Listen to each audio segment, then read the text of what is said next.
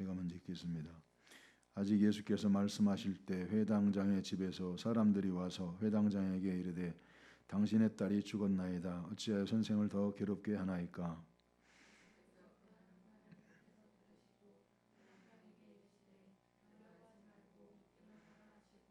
베드로와 야고보와 야고보의 형제 요한 외에 아무도 따라옴을 허락하지 아니하시고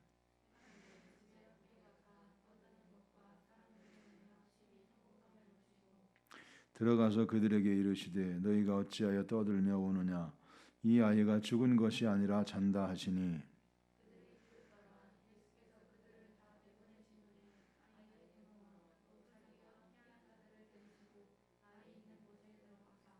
그 아이의 손을 잡고 이르시되 달리다고 마시니 번역하면 곧 내가 내게 말하노니 소녀야 일어나라 하심이라.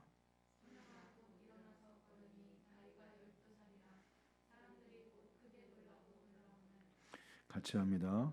예수께서 이 일을 아무도 알지 못하게 하라고 그들을 많이 경계하시고 이에 소녀에게 먹을 것을 주라 하시니라. 아멘. 우리가 이제 계속해서 기도에 대한 말씀을 나눕니다. 자, 오늘은 기도와 믿음입니다. 자, 기도에 있어서 가장 중요한 게 뭘까요? 기도에 있어서 가장 중요한 건 이제 믿음이지요. 믿음이 있으면 반드시 응답을 받습니다. 자, 우리가 이제 예배를 드리면서 그러게요. 이 이제 서론인데 이런 얘기도 좀 하면 더 좋을 것 같기도 해요. 성도들이 예배를 드리면서 요즘 성도들이 정말 잃어버리는 안타까운 것 중에 하나가 뭐냐면 예배를 드리면서 하나님의 말씀에 반응하는 걸 잃어버렸다는 거예요. 아멘을 안 해요. 입을 안 열어요. 그러니까 마음속에 감동도 없고.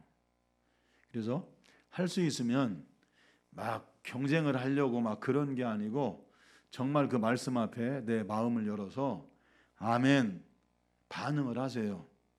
할렐루야. 우리가 싸우려고 온 건 아니잖아요. 그죠? 목사님하고 막 싸우려고 지금 막 이러고 앉아 있는 건 아니잖아요. 그죠? 그러면 마음을 열어서 아멘, 아멘 반응을 하세요. 그러면 여러분들의 영혼이 힘을 얻고 여러분들의 영혼이 생명을 얻어요. 할렐루야. 그 만나교회 김병삼 목사님이라고 목회를 잘하시는 분이 있어요. 그분도 이제 설교 속에 그런 얘기를 하더라고요. 요즘 성도들이 말씀 앞에 반응하는 걸 잃어버렸다. 말씀 앞에 눈물 흘릴 줄도 모르고 또 아멘으로 받아들일 줄도 모르고 이 시대가 잃어버린 정말 안타까운 것이 말씀 앞에 반응하는 걸 잃어버린 세대다. 그런 말씀을 하시더라고요. 그러니까 이제 우리가 예배를 드릴 때 아멘 하고 여러분들이 반응할 때 여러분들의 영혼이 깨어나고 살아날 줄로 믿습니다. 자, 기도에 있어서 제일 중요한 건 믿음이죠. 그래서 반드시 응답된다는 믿음, 그것을 가진 사람들은 기도를 포기하지 않습니다. 하나님은 하나님이 사랑하시는 성도들이 기도하면 반드시 응답하시겠다고 약속을 하셨어요. 자, 하나님이 우리를 얼마나 사랑하실까? 이건 이제 말을 하지 않아도 잘 알 수 있죠. 그죠? 하나님이 우리를 사랑하시는 것은 자기의 독생자 외아들을 십자가에 못 박아 죽일 만큼 우리를 사랑하세요. 우리가 죽어야 할 그 자리에 하나님의 독생자 외아들을 거기에 못 박으신 거예요. 우리를 살리시려고, 우리를 구원하시려고. 하나님이 우리를 그렇게 사랑하신다고 하는 그 믿음을 가지면 우리는 기도하게 돼 있고, 또 믿음을 가진 사람들은 포기하지 않고 끝까지 기도한다는 것입니다. 할렐루야. 자, 우리 성도님들이 응답될 때까지 기도할 수 있기를 예수님의 이름으로 축복합니다. 그것이 믿음이에요. 믿음. 믿음이 있으면 응답될 때까지 기도합니다. 자, 우리가 낮 시간에도 이제 잠깐 그런 얘기를 했지만 사람들에게 많은 문제가 있어요. 많은 문제가 있지만 문제가 있다고 그래서 그 사람들이 다 기도하느냐? 아니에요. 믿음이 있는 사람만 기도해요. 그래서 저도 요즘 그런 생각을 해요. 우리 성도님들이 이제 200시간 기도 행진을 하면서 이제 사실은 우리가 지금 이제 그 전에 이렇게 생각을 해보면 우리는 지금 가장 루즈하게 흐트러져 있어요. 그 전에는 사람들은 적었지만 300시간이든 500시간이든 기도 제목을 딱 기도 시간을 정해놓고 하면 착착착착착착 군사들처럼 하루에 못해도 한 사람이 1시간 이상씩은 기도했어요. 자기의 기도의 몫을 다 해갔어요.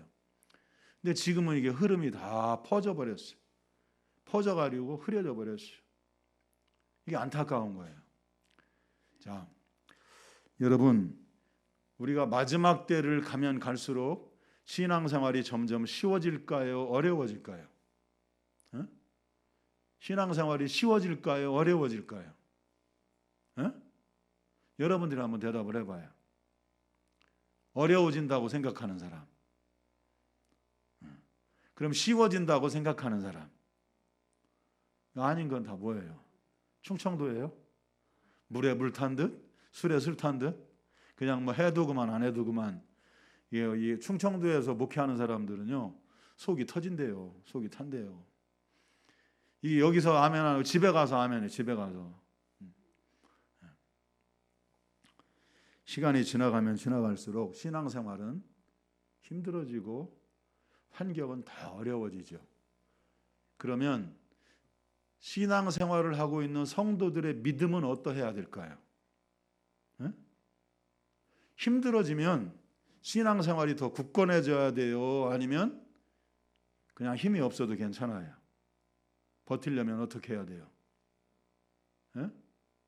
이 힘들고 어려운 환경에서 버티고 이겨내려면 성도들의 신앙이 굳건하고 더 좋아야 돼요? 아니면 점점 더 그냥 시들해지고 그냥 약한 믿음으로 살아도 괜찮은 거예요? 어떤 거예요? 당연히 굳건해져야 이 힘들고 어려운 환경은 이기죠. 그런데 지금 한국 교회는요, 정말 신앙이 이렇게 약해질 수가 없어요. 이렇게 희미해질 수가 없어요. 우리에게는 지금 낮 시간에 그런 얘기를 꺼내지도 않았지만 우리에게는 점점 지금 막 첩첩 산중과 같은 그 험난한 신앙이 기다리고 있는데 성도들의 신앙은 지금 점점 약해져 가고 있다는 거예요. 그러면 그 험한 그 시험을 어떻게 이길까요? 여러분 말씀드렸잖아요. 미국은 성경에 있는 얘기를 하잖아요. 잡혀가요. 잡혀가. 우리나라도 지금 그렇게 되어가고 있어요. 근데 이게 안 보이는 거예요. 안 느껴지는 거예요. 그러니까 그냥 신앙이 풀어질 대로 풀어져 버리는 거예요. 이러면 안 되는데 지금 우리는 스스로 막 허리띠를 졸라매고 우리를 지금 굳건하게 해야 되는 시기라고요. 근데 누가 이거 이렇게 할까요? 누가? 여러분들의 환경이 우리를 그렇게 만들어가고 있어요. 왜? 그거 없어도 사는 데는 편안해. 사는 데는 지장 없어. 먹고 사는데 큰 문제가 없는데 구태여 그렇게 발버둥 칠 필요가 있을까? 그렇죠. 거기엔 문제가 없죠. 근데 여러분, 우리들에게 저는 이제 목사님들하고도 이제 그런 얘기를 하지만 정말 안타까운 건 안 보인다는 거예요. 못 느낀다는 거예요. 우리에게 어떤 일들이 닥쳐오고 있는지를 모른다는 거예요. 그러니까 그게 안타까운 거죠. 자, 여러분, 믿음이라고 하는 건 우리에게 주어진 일들을 포기하지 않는 거예요. 할렐루야, 할렐루야. 기도로 포기하지 않고 가는 거예요. 그게 믿음이에요. 할렐루야. 많은 사람들이 문제를 갖고 있지만 문제가 있다고 기도하는 게 아니에요. 믿음이 있는 사람만 기도하는 거예요. 내가 기도하면 하나님 응답하신다. 내가 기도하면 하나님 역사하신다. 그 믿음을 가지고 있는 사람들은 기도해요. 자, 여러분, 한 가지 이제 우리 성도님들이 이제 잘 하고 있지만 제안하고 싶은 것 뭐냐면, 기도 노트를 한번 써보세요. 일기처럼. 매일같이 안 써도 돼요. 여러분들이 기도하고 무언가 기억될 만한 일을 기도했을 때, 나에게 무언가 기도 제목이, 큰 기도 제목이나 어떤 기억해야 될 기도 제목이 있다면 그 기도 제목을 적어보세요. 그러면 여러분들의 영적인 생활에 아주 놀라운 일들을 여러분들이 보고 경험할 거예요. 그리고 어느 날 그 일기를 펼쳐보면 내 뒤에 내가 지금까지 살아온 그 시간에 하나님이 어떻게 일하셨고, 하나님이 어떤 걸 응답하셨고, 하나님이 어떻게 역사하셨는지를 그걸 한눈에 다 볼 수 있어요. 그래서 여러분들이 만일 그것을 오래 했다면 나중에 거기에다가 여러분들이 조금만 이렇게 풀어서 조금만 거기에 포함하잖아요. 책이 한 권 되는 거예요. 책이 한 권. 혹시 알아요? 여러분들이 낸 그 책이 베스트셀러가 될지. 할렐루야. 그런 기대감이 없나요? 예? 여러분 한번 해보세요. 요즘이 얼마나 좋은 시대예요. 얼마나 좋은 시대예요. 웹툰이라고 하는, 그전에는 이름도 들어보지도 못한, 그러니까 뭐 소설가나 뭐 이런 만화가나 이런 데 등용도 못했던 사람들이 그 인터넷 속에서 어마어마한 돈들을 벌고 있잖아요. 엄청난 돈들을. 뭐 이렇게 보니까 웹툰 만화 하나를 그려가지고 외국에서 125억인가에 주고 사가고 뭐 80억인가 주고 사가고, 하나만 그려도 그게 영화로 나오고 있잖아요. 그런 시대를 우리가 살고 있잖아요. 할렐루야. 지혜를 갖고 믿음을 갖기 바랍니다. 자, 그래서 믿음을 가진 사람들은 기도를 해요. 어느 때는 이제 그런 생각을 해보기도 해요. 우리 성도님들이 기도를 안 하는 거는 이게 절박한 문제가 없다, 지금 편안하다, 이제 그런 생각을 해보기도 해요. 왜? 절박하면 기도할 건데, 안타까우면 기도할 건데, 기도하지 못하는 이유는 이제 그게 못 따라간다는 거죠. 자, 마가복음 11장 24절에 보면, 그러므로 내가 너에게 말하노니 무엇이든지 믿고 구하는 것은 받은 줄로 믿으라. 그리하면 너에게 그대로 되리라. 믿고 구한 것은 받은 줄로 믿으래요. 그럼 그대로 된대요. 할렐루야. 자, 회당장 야이로라고 하는 사람이 있습니다. 이제 회당이라고 하는 것도 이제 여러분들에게 어느 정도 설명을 드렸어요. 거기에 이제 그 회당장이라고 하는 사람이 이제 야이로라고 하는 사람의 그 딸이 중한 병에 들었어요. 점점 죽어가요. 약도 써보고 뭐 별의별 일을 다 해봤겠죠. 회당장이니까 그래도 이제 영향력 있는 사람이잖아요. 근데 점점 죽어가고 있는데 고칠 방법이 없어요. 그런데 보니까 이제 예수님이 많은 병자들을 고치고 심지어는 죽은 사람도 살린다는 그런 얘기를 듣기도 했어요. 그래서 예수님에게 찾아가서 내 딸을 와서 좀 고쳐주십시오 하고 요청을 했어요. 예수님께서 내가 가서 고쳐주리라. 그리고 이제 이 회당장과 함께 이제 가고 있는 거예요. 자, 여기에서도 보면 이 회당장은 지금 딸이 죽어가고 있는 그 문제를 가지고 있어요. 아주 절박한 거죠. 정말 안타까운 거죠. 어떻게 해볼 길이 없는 거예요. 사람의 힘으로는 할 수 없는 거예요. 자, 그런데 죽음이라고 하는 거는 사람이 끝이 난 거죠. 희망이 없는, 희망이라고는 찾아볼 수 없는 절망스러운 상황이 된 거죠. 자, 그런데 믿음이라고 하는 건 뭐냐? 믿음이라고 하는 건 환경이나 여건이나 어떤 상황에 영향을 받지 않고 하나님이 말씀하신 바를 믿는 겁니다. 자, 사람들이 이제 이 야이로에게 사람을 보내서 얘기를 해요. 당신 딸이 죽었다. 그러니 더 이상 선생님을 괴롭히지 마라. 그러니까 사람들의 얘기로는 이제 예수님이 그 집에 갈 필요가 없다는 거예요. 자, 여러분, 자기 생각과 자기 마음대로 신앙생활하고 자기 마음대로 기도하는 사람들은 환경이 바뀌면 기도도 바뀌어요. 여건이 달라지면 기도도 바뀌어요. 믿음이란 뭐냐? 하나님이 말씀하신 바를 끝까지 믿는 거예요. 끝까지. 하나님이 말씀하셨으면 하나님이 그 말씀하신 것을 끝까지 믿는 것, 그게 믿음이에요. 자, 우리도 생각을 해볼 때, 그렇지, 사람이 죽었는데 끝났네. 뭐 예수님 안 오셔도 되네. 그렇게 우리 생각을 하죠. 자, 그런데 마가복음 5장 36절에 보면, 오늘 우리가 읽은 말씀에 보면 예수께서 그 하는 말을 다 들으시고 회당장에게 이르시되 두려워하지 말고 믿기만 하라. 사람들은 죽었다는 거야. 오지 않으셔도 된다는 거야. 이제 끝이 났는데 자꾸 선생님 괴롭게 하지 말라는 거예요. 그런데 사람들은 죽었다고 하는데 예수님은 두려워하지 말고 믿기만 하라는 거예요. 여러분, 우리가 지금 신앙생활을 하고 있는, 우리가 지금 믿고 있는 예수님은 그런 분이에요. 그래서 예수를 믿고 신앙생활을 하는 사람들은 절망 속에서 희망을 만들어내고 절망 같은 그런 환경 속에서 성공을 만들어내는 사람들이 바로 기독교인들이에요. 할렐루야, 할렐루야. 그래서 예수님은 우리들에게 말씀하신 바를 그대로 이루세요.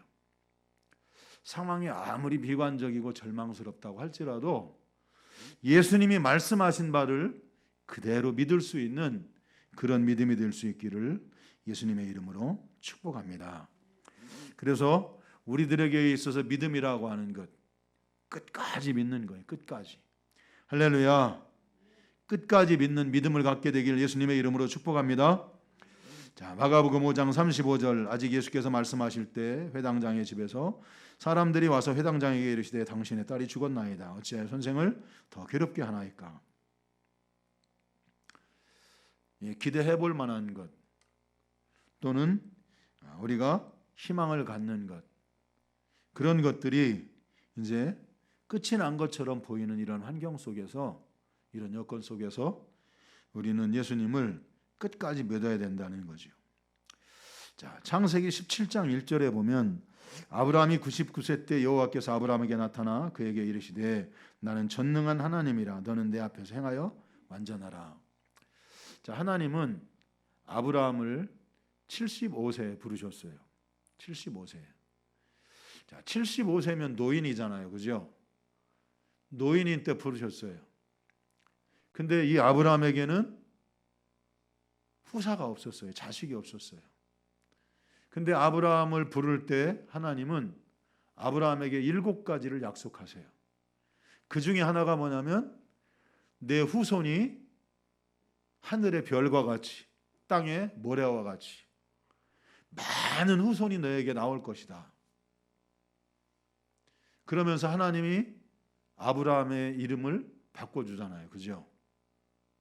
원래는 이름이 아브라함이에요. 아브람. 그런데 아브라함으로 바꿔주잖아요. 그죠? 열국의 아버지예요. 열국의 아버지. 자식도 없는데 75인데 사람들에게 희망이 없는, 아브라함이 얘기하잖아요. 우리 아내는 이미 경수가 끊어져서 여자로서는 이미 생명이 끝났습니다. 그런데 무슨 자식을 주시겠다고 합니까? 여기 있는 이 종이나 나의 후사로 세우게 해주십시오. 하나님은 그가 네 후사가 아니고 네 몸에서 태어날 자가 네 후사가 될 것이다. 자, 절망과 같은 그런 속에서 하나님이 75세에 아브라함을 부르셨는데 99세 때 나타나세요. 99세 때 나타나셔서 뭐라고 말씀하냐면 나는 전능한 하나님이라 너는 내 앞에 행하여 완전하라. 나는 전능한 하나님이라는 거예요. 내 앞에 못할 것이 아무것도 없다는 거예요. 하나님이 전능한 분이니까 그 부르신 하나님이 전능한 분이니까 너는 그분 앞에 완전하라는 거예요. 완전하라는 거예요. 자, 우리가 믿음이라고 하는 건 뭐냐면 우리가 믿고 있는 그 하나님의 말씀을 우리가 끝까지 믿음을 가지고 그 약속을 붙드는 거예요. 자, 그런데 우리는 우리의 환경을 바라보면서 아브라함이 얘기하는 것처럼 우리 안에는 이미 경수가 끝났습니다. 하나님은 나타나셔서 나는 전능한 하나님이다. 그렇게 말씀을 해요. 자, 아무리 환경이 비관적이고 또 힘들고 어려운 환경이라고 할지라도 하나님께는 능치 못함이 없다는 사실입니다. 창세기 18장 14절에도 여호와께 등이 하지 못할 일이 있겠느냐? 그렇게 말씀하세요. 하나님이 못하는 일이 있겠느냐고 말씀하세요. 우리들에게도 마찬가지입니다. 자, 지금 이 야이로에게도 말씀하시고 있는 것처럼 딸이 죽었어도 믿어야 된다는 거죠. 할렐루야. 자, 아브라함 봐봐요. 아브라함이 100세의 아들을 얻었어요. 그런데 13살이 되던 해에 하나님이 아브라함에게 내 아들 이삭을 내게 제물로 바치라. 아니, 내 후손이 하늘의 별과 같이 많을 거라고 그래놓고 100살이 돼가지고 이제 겨우 하나를 낳는데 그 하나를 각을 떠서 번제로 하나님 앞에 제물로 바치라는 거예요. 여러분 생각할 때 어때요? 여러분들이 만일 아브라함이라면 이게 정말 하나님의 말씀일까? 이렇게 말씀하시는 분이 하나님이 맞을까? 어떻게 100세 된 아들을 지금 각을 떠서 번제로 바치라고 이런 일을 말씀하시는 이게 하나님일까? 그러면 하나님이 약속하신 그 하늘의 별과 같은 저 모래알 같은 그 많은 후손들은 어디로 가고 어디로 가고. 자, 우리는 생각할 때 우리들에게 있어서는 모든 것이 죽으면 끝난다는 것이 우리들의 생각이죠. 자, 우리는 어떤 신앙을 갖고 있지요? 예수님이 죽은 지 3일 만에 부활하셨어요. 우리는 부활의 믿음을 갖고 있는 사람들이거든요. 그러니까 하나님은 생명의 주관자이시고 죽은 자를 살리시고 마치 없는 것을 있는 것처럼 부르시는 그 하나님이시라는 사실을 아브라함에게 가르쳐 주는 거예요. 무엇 때문에? 아브라함의 믿음 때문에. 하나님을 믿으라는 거죠. 하나님이 어떤 분인가를 믿으라는 거예요. 할렐루야. 자, 죽은 나사로를 살릴 때도 예수님은 말씀하세요. 요한복음 11장 4절에 예수께서 들으시고 이 병은 죽을 병이 아니라 하나님의 영광을 위하며 하나님의 아들이 이로 말미암아 영광을 받게 하려 함이라. 나사로가 지금 죽을 병이 들어 죽어가고 있으니 와서 고쳐달라고 그래요. 근데 예수님은 일부러 안 가요.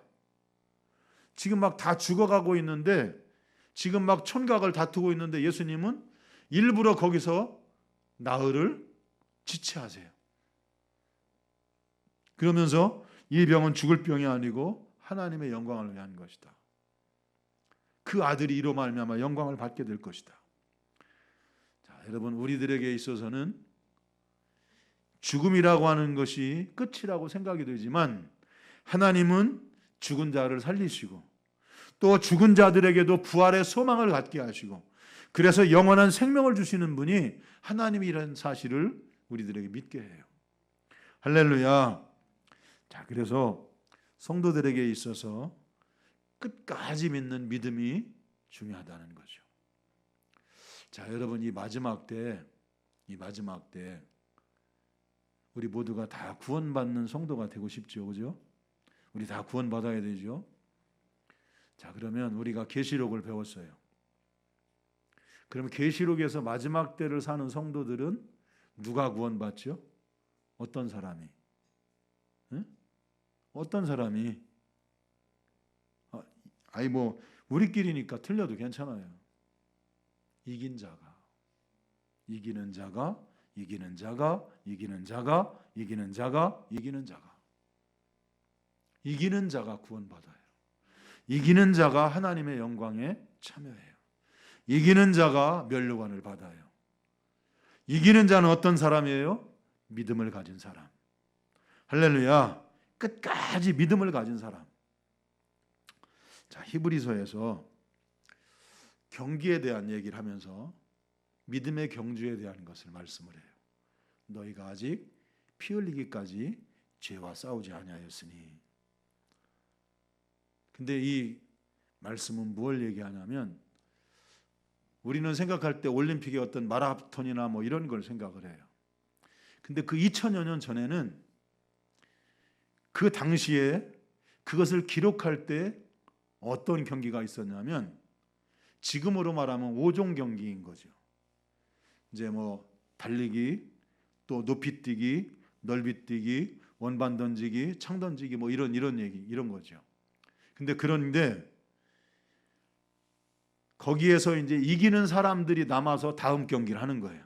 원반 던지기를 하고 창 던지기를 하고, 이기는 사람이, 거기에서 한 번 지는 사람은 떨어지는 거예요. 그런데 맨 마지막 5번째 경기가 뭐냐면, 그 5번째 경기는 최후에 살아남은 2사람이 하는 경기예요. 근데 그 경기는 어떤 경기냐면, 2 손에 가죽 장갑을 껴요. 그래서 상대방을 때려도, 상대방이 상처를 입을지라도 내 손은 다치지 않게 장갑을 껴요. 오늘날로 말하면 이종 격투기, 뭐 UFC, 뭐 K2, 뭐 그런 것처럼 격투기예요, 격투기. 근데 그 격투기는 어떻게 끝나냐면, 한 사람이 죽어야 끝나요. 거기는 지금처럼 우리 막 팔 꺾으면 막 이 탭을 쳐가지고 중단하라고, 그게 없어요. 한 사람이 죽어야 끝나는 경기예요. 근데 히브리서에서 말하고 있는 그 말씀은 뭐냐면, 너희가 죄와 싸우되 피 흘리기까지 싸우지 않았으니, 그건 무슨 말이냐면, 너 이제부터 믿음의 경주를 경주해라. 믿음의 싸움을 싸워라. 그래서 맨 마지막에 죄가 남든지 네가 남든지 둘이 싸워서, 죄와 싸워서, 죄가 너를 이기면 죄가 설 것이고, 네가 죄를 이기면 네가 설 것이고, 그 이긴 사람이 하나님의 영광에 참여할 거다. 하나님 나라에 들어갈 거다. 그렇게 말씀을 하고 있어요. 여러분, 믿음이라고 하는 건 끝까지 믿는 거예요. 우리 믿음의 그 조상들은, 초대교회 성도들은 토굴에서 살았어요. 굴 속에서. 왜? 신앙생활을 하려고. 신앙을 포기하지 못해서 굴 속에 숨어서 살았어요. 지금도 그 좋은 본보기가 있거든요. 이집트에 가면 쓰레기장에서 살고 있는 사람들이 있어요. 그리스도인들이에요. 그 사람들은 팔뚝에다가 여기에다가 성경에 문신을 하지 말라고 그랬는데, 그 사람들은 여기다 십자가 문신을 다 새겨요. 누구나 다. 자기 자식이 낳잖아요. 그럼 자식의 그 팔에 십자가를 새겨줘요. 콥트교인들이에요. 콥트교인들. 신앙을 피해서 사람들이 살지 않는 쓰레기장에 있는 곳에, 거기서 살아요. 근데 그 사람들은 예수 그리스도를 믿는다고 하는 자부심이 얼마나 대단한지 몰라요. 우리는 그리스도인이라는 거예요. 그 이집트에서 우리는 그리스도인이에요. 여러분, 우리는 우리가 살아가고 있는 이 너무도 좋은 이 환경 속에서 나 그리스도인이에요 말을 못하고 살아가고 있는데, 거기는 이집트에, 이집트 이슬람 사람들.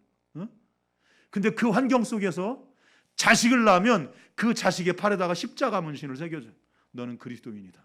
나는 그리스도인이다. 얼마나 대단한 자부심을 갖고 사는지 몰라요. 쓰레기장에서 쓰레기를 팔아서 먹고 사는데, 여러분, 이게 그리스도인이에요. 할렐루야, 할렐루야. 바라기는 저와 여러분들에게도 그런 그 믿음이 있게 되기를 예수님의 이름으로 축복합니다. 여러분, 믿음이라고 하는 것, 기도라고 하는 건 환경이나 여건에 좌우되는 게 아니에요. 상황이 바뀌어진다고 기도가 바뀌어지는 게 아니고, 환경이 달라진다고 해서 기도가 바뀌어지는 게 아니고, 우리는 하나님이 말씀하신 것을 끝까지 그대로 믿고 가는 것이 우리의 신앙생활이고 우리의 기도생활이에요. 바라기는 우리 함께 사랑하는 성도들이 처음 믿었을 때 그 믿음을 회복할 수 있기를 예수님의 이름으로 축복합니다. 자, 두 번째는 이제 말씀을 마쳐야 되는데 시험을 이겨야 됩니다. 시험을 이기는 믿음이 돼야 돼요. 자, 여기도 보면 이제 이 야이로가 시험을 만나잖아요. 자기 딸을 고쳐달라고 예수님께 왔는데 사람들이 달려갔어. 당신 딸이 죽었다고. 당신 딸이 죽었으니까 예수님을 더 이상 괴롭게 하지 말라는 거예요. 자, 여러분 같으면 어때요? 근데 예수님은 두려워하지 말고 믿기만 하라고 했어. 그런데 여러분이 만일 야이로라면 얼마나 여러분 마음속에 절망이었을까요? 자식을 가져보지 않은 사람들은 잘 이해가 안 돼. 내 자식이 죽었다고 생각을 해봐. 그냥 가슴이 주저앉는 거예요. 그냥 무너져 버리는 거예요. 그런 그 절망과 그런 그 완전한 희망이 사라지는 그러한 상황 속에서도 그 시험을 이기는 거예요. 예수님 말씀하셨으니까. 예수님이 두려워하지 말고 믿기만 하라고 하셨으니까 무언가 예수님이 하시겠지. 야이로가 가지고 있었던 것처럼 내 마음이 주저앉지 않고 그냥 완전히 무너져 버리지 않고 내 마음을 다시 이렇게 세워서 하나님의 말씀을 붙드는 것, 그것이 믿음이에요.